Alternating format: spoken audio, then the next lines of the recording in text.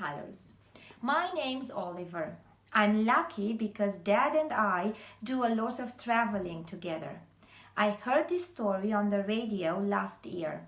I really liked it. Many thousands of years ago, in a country where the weather was always hot and dry, there was an important but sad king. The king was sad because there weren't many colors in his country. The sands and grasses everywhere were yellow. The skies were always blue and the rocks and stones were all gray. All the animals were gray too. The camels in the sandy desert, the swans and the eagles, the horses in the hills and the hippos and snakes. I want more color in my country, the king said. I want to see white, purple, orange, green, pink and black in my country. An old woman heard the king and walked for 3 days to speak to him. She was tired after her journey, but she didn't sleep. She sat down on a large rock, looked at the king and said, "Don't be sad. I can't give you all 6 colors, white, pink, purple, orange, green and black, but I can give you 3 more colors for your country. Which 3 colors would you like most of all?"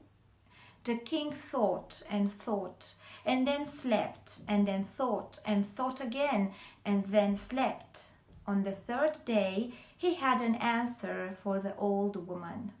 "Most of all, I'd like the colors orange, black, and white," he said. "Orange because that color is like yellow, but it looks warmer and more interesting. Orange in my country could make me happy again. I'd like black because I never see black in the day.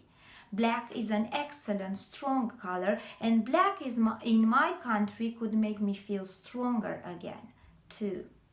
I'd like white because white is the color of the light from the moon, and I know that white in my country could make my heart sing.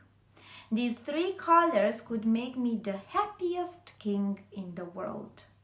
The woman looked at the king kindly, and a minute later a butterfly flew onto his shoulder. Its wings were a lovely orange color. The king smiled. "Amazing," he said. After another minute, a big black beetle climbed out from under a rock.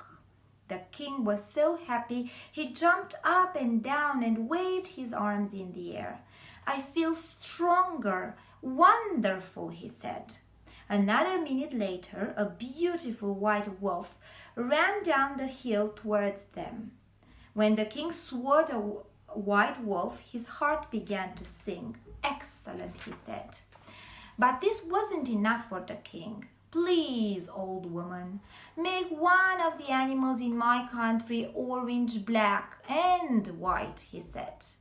The old woman said, "That wish is more difficult, but climb your highest hill and find an orange fruit, 5 black beans, and some white bread. Bring this to me. Go now, I have some hard work to do." The king climbed the highest hill, found the food, and carried it carefully back to the old woman. The orange butterfly, the black beetle, and the white wolf followed him on his long journey. The king put the food on the old woman's rock and waited. He waited for a week, and then another week, and another. "I don't mind. I can wait," he thought, each time the day ended and the night began. But at the end of the 3rd week, he was tired and he fell asleep. The next day, the king woke up suddenly in the midday sun. He looked at the rock. The orange fruit, the black beans, and the white bread weren't there.